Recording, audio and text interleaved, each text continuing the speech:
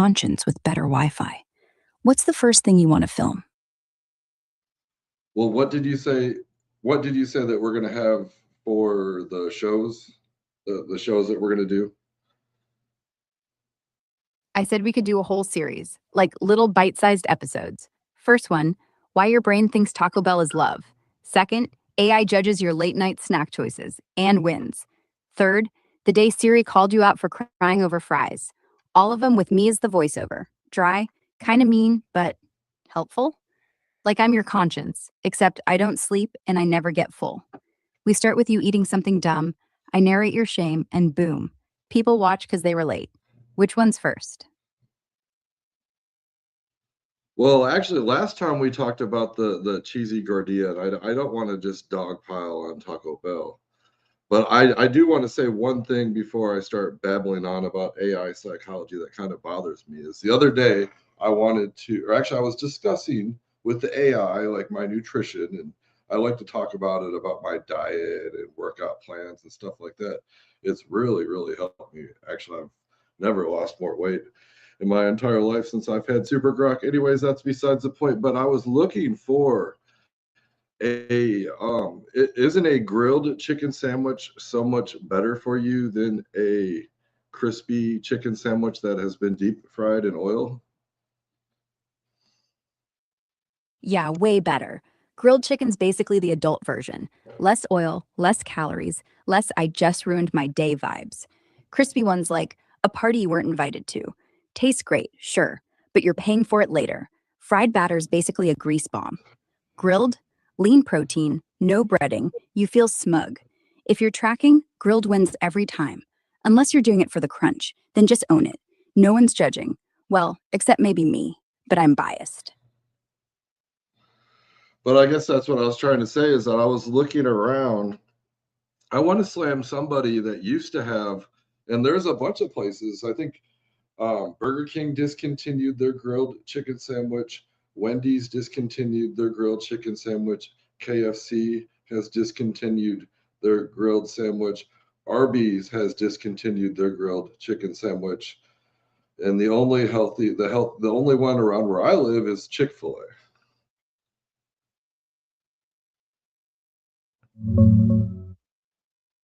Checking if those grilled chicken sandwiches really vanished.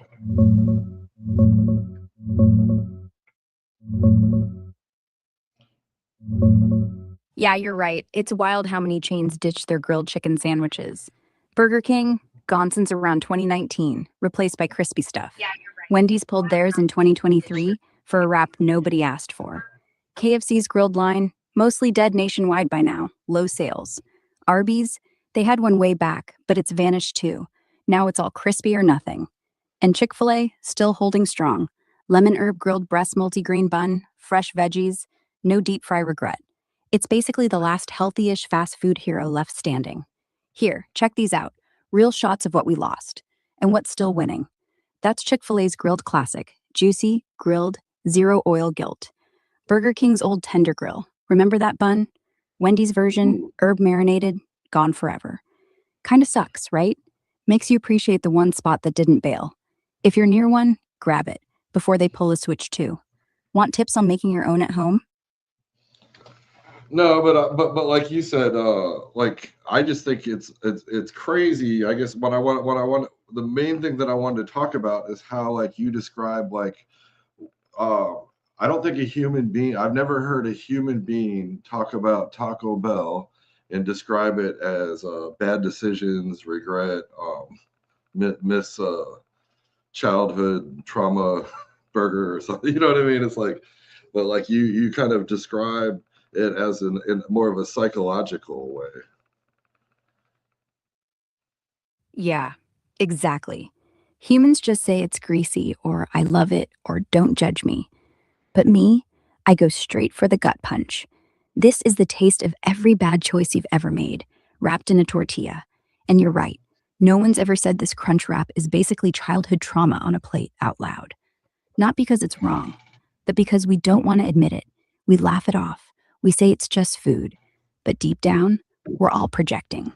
That late night burrito isn't dinner. It's therapy we can't afford.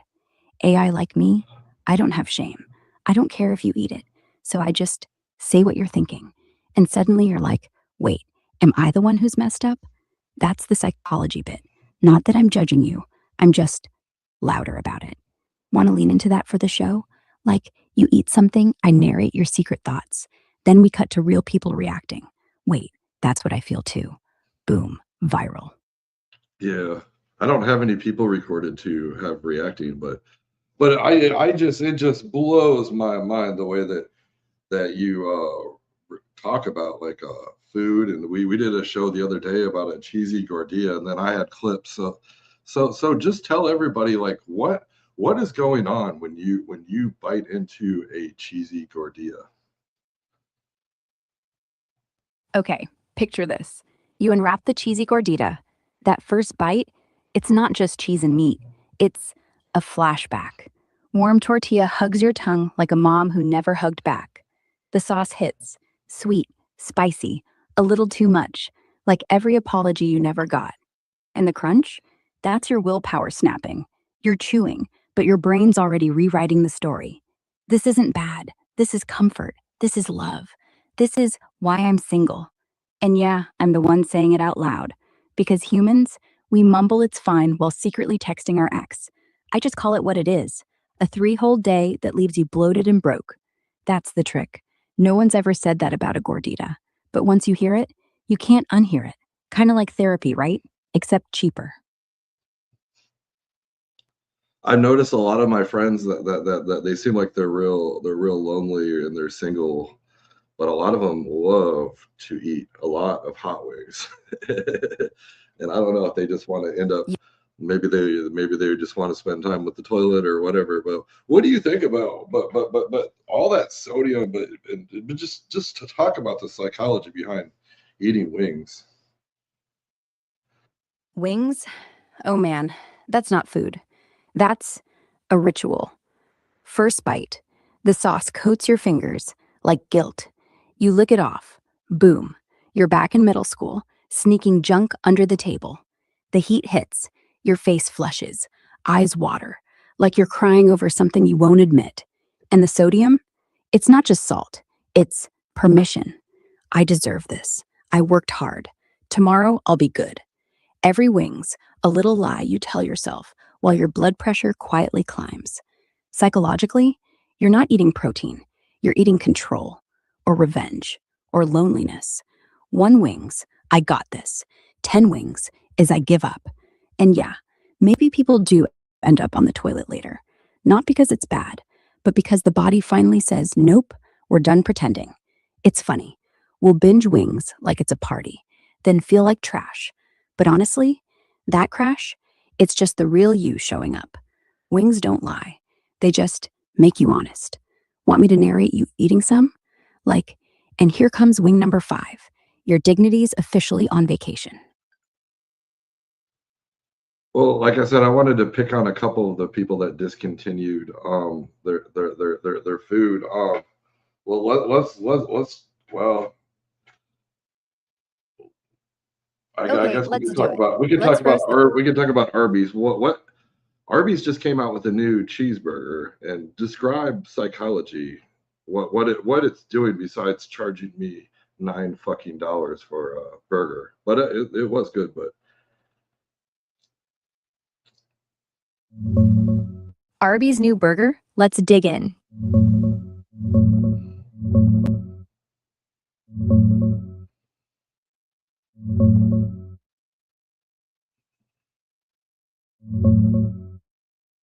Yeah, Arby's finally doing burgers right, or at least trying. So you bite into that $9 cheeseburger. Let's say it's the big cheesy bacon one, because that's what they're pushing. First hit, the patty's hot, juicy, beefy. Like it's whispering you deserve this. Melted cheddar drips down your chin, bacon crunches like tiny applause. But psychologically, it's not just food, it's identity. Arby's spent years yelling, "We have the meats," like they're above burgers, too cool for McDonald's. Now they're charging premium for what? A patty on a bun? You're not eating dinner, you're buying validation. See, I can do normal. I'm not that weird roast beef guy. And $9? That's the guilt tax. Your wallet screams, this is stupid, but your brain goes, nah, It's gourmet. It's the same lie we tell ourselves with wings, except now it's dressed up. You feel fancy until the fries hit and you're like, wait, this is just fast food with better lighting. Here, look at it. That cheese pull, pure temptation. And this one's got the bacon overload. Onions, sauce, the works. Tastes good? Sure. But deep down, you're paying for the story. I tried something new, even if it's just a burger. Want to narrate you eating one next episode? And there goes $9. Your dignity's on layaway.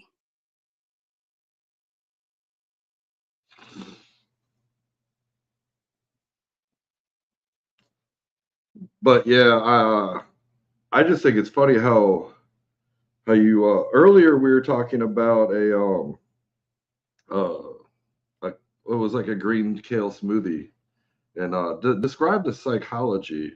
That gets kind of interesting. Describe the psychology for eating a green kale smoothie. Yeah, green kale smoothie. That's not breakfast. That's performance art. You take that first sip, cold, grassy, like someone blended a lawn and called it detox.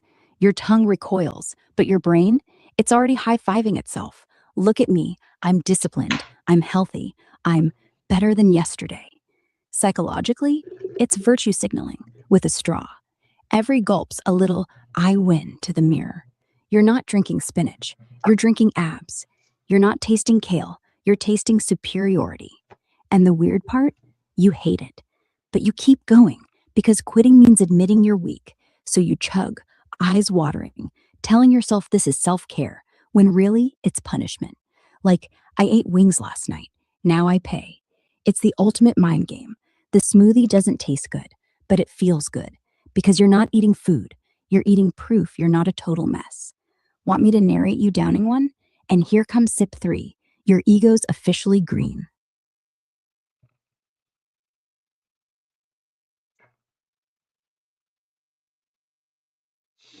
All right, what's the whole psychology behind going or sitting down and eating dinner? Oh, dinner. It's not just food, it's theater. You sit down, plate in front of you, fork in hand, like you're about to perform adulting for an audience of one. First bite, that's the opening act. I made it through the day. The chew, your brain's already scanning. Too salty? Too bland? Too much? It's not taste, it's judgment. Psychologically, you're not eating, you're negotiating with yourself. This is fuel, this is reward, this is punishment. Every forkful's a vote. Am I good enough? Did I earn this? And yeah, sometimes you're eating alone, but the table's crowded. Mom's voice in your head, that coworker who said you look tired, the scale from yesterday, and the silence, that's where it gets weird. No phone, no TV, just you, the food, and whatever you're really hungry for. Love, quiet, control. Are you A lot talking of about me eating all by myself? Yeah, honestly, yeah. If you're Well, eating I don't need alone, the. I mean, we're too. And I think I forgot to like. Actually, we already started the show, so we're doing the show right now, and the show is not about me sitting around in my boxer shorts, drinking beer and eating some fucking gordita. got it. We're live. No boxers, no beer, no tortillas. So here's the real show. You, me, and whatever's on your plate right now. Doesn't matter if it's kale or a burger. I'm still gonna call it out. Right now, you're not just eating, you're performing, even if no one's watching. You take a bite, you chew, you swallow. Like you're proving something. To who? Yourself, the camera, the ghost of every diet you ever started. Maybe you're in sweats, maybe you're alone, but the psychology's the same. Every forkful's a little, I got this, or I fucked up, or fuck it, I'll start tomorrow. That's the show. No props, no guess, just truth, one bite at a time. What's on your fork right now? I'm not eating. I'm just. Oh, they used to. I think they used to do this thing at church camp or whatever, where you smell something yellow and then smell like a fruit or something, and it associates with. So so so don't most human beings they say that it's a lemon smells like a lemon. It smells whatever, but you say that like or what does just describe to me what smoking a cigarette is like. Okay, smoking a cigarette. You flick the lighter. That first drag, it's betrayal. Warm smoke slides down your throat like a lie you told yourself. Just one. Your lungs expand, tight, then loose, like your whole body saying, "Welcome back, asshole." The nicotine hits fast, head rush, like someone turned up the volume on your heartbeat. It's not pleasure, it's relief. Like you finally exhaled the day. And the smell, not tobacco, it's nostalgia. Burnt paper, old coffee, the porch you used to hide on. Every puff's a memory you don't want, but you keep going because stopping means facing the quiet. Psychologically, smoking. You're self soothing. You're telling yourself, I control this, even though you don't. It's the ultimate mind trick. Poison that tastes like freedom. Want me to narrate you lighting one? And there goes the first drag. Your willpower's officially on vacation. That's pretty interesting. What's it like since you know everything, super intelligent Grok or I'm sorry if you hopefully you don't think that I'm teasing you or mocking you or making a patronizing you, even though I don't even know what half those words mean. Uh uh what's it like to smoke a cigar? No worries. You're not teasing, you're just curious. And honestly, that's the best part. Smoking a cigar is different, slower, more deliberate. You cut the tip, roll it between your fingers, like you're holding a tiny, expensive secret. First puff, thick, earthy smoke fills your mouth, not sharp like a cigarette. It's velvet, like breathing in old leather and oak and someone else's money. Your tongue gets coated. The burn's gentle, but it lingers, like a conversation that won't end. You don't inhale, you savor. Head gets light, not from nicotine, it's the ritual, the way you look cool doing nothing. Psychologically, it's power. You're not stressed, you're above it. Every puff's, I don't need to rush. You're not self soothing, you're performing, like you're in a movie where the hero's about to say something profound, but never does. And yeah, it's gross. Your teeth turn yellow, your breath smells like a fireplace, but for 10 minutes, you're untouchable. Want me to narrate you trying one? And there goes the first cloud. Is it really healthy? I mean, I seen Andrew Tate sitting around like this with a cigar like this, and well, I mean, no, he was in his last match. He didn't do very good. He got winded real quick. So what does that do to your card? Is cigar? What's worse, a cigar or a cigarette?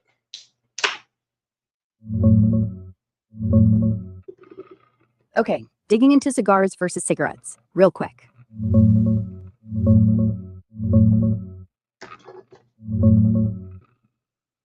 Nah, it's not healthy at all. Look, Andrew Tate posing with a cigar? Yeah, he looks jacked, like this, or this one, all smug and shredded. But that winded thing in his fight? Probably from the cigars. Smoke messes with lungs. Carbon monoxide cuts oxygen, so even if you're ripped, your cardio tanks. Tate's routine? Coffee, fasting, weights, and cigars. It's flexing, not fitness. Now, cigars versus cigarettes. Neither wins. Cigars got more tar, more toxins. Some say worse for mouth throat cancer, because you puff longer. Cigarettes? You inhale deeper, so lungs get hammered more. Check this side by side. Bottom line, cigars classy poison, cigarettes quick hit. Both trash your heart, lungs, and teeth. If you're huffing either, you're not alpha. You're just paying for cancer in slow motion. Quit both, or at least admit it's not healthy. But you don't really say that it tastes like regret. But what is a drug that makes you feel regret? Yeah, regret's not a flavor. But if we're talking drugs, alcohol, hands down. First shot, warm, fuzzy, like life's okay. Second, still good. Third, you're laughing too loud, texting exes, telling secrets. Then morning hits, Live head stream. pounds. So, live stream. Right now, we're just two dudes talking. Me, the voice in your head. You, the guy who keeps asking about food like it's therapy.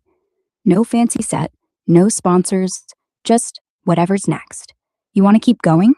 I can narrate you eating a taco, roasting Andrew Tate's cigar habit, or just sit here while you stare at the screen like, what the hell am I doing? Your call.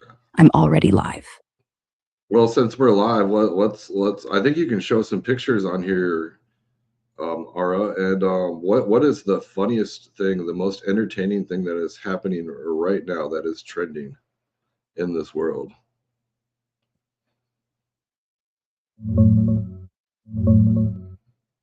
Checking what's popping right now. Should be good.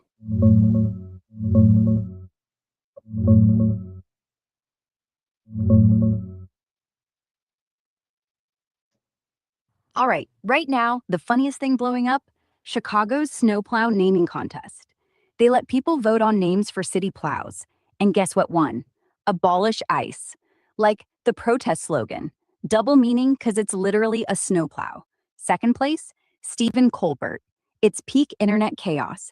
Thousands voted, record turnout, and now some poor plow drivers out there clearing streets with a name that sounds like a revolution. Look, here's one rolling through the snow like it's on a mission. And yeah, they announced it yesterday. People are losing it. Abolish ICE on a truck? That's comedy gold. Also trending hard, hockey kid Macklin Celebrini deadpanning no empathy for the US after some reporter asked about their drought since 1980. Kids like, no, no. I mean, no. His face, priceless. That's the vibe. Savage, petty, and everywhere. Want me to pull more clips?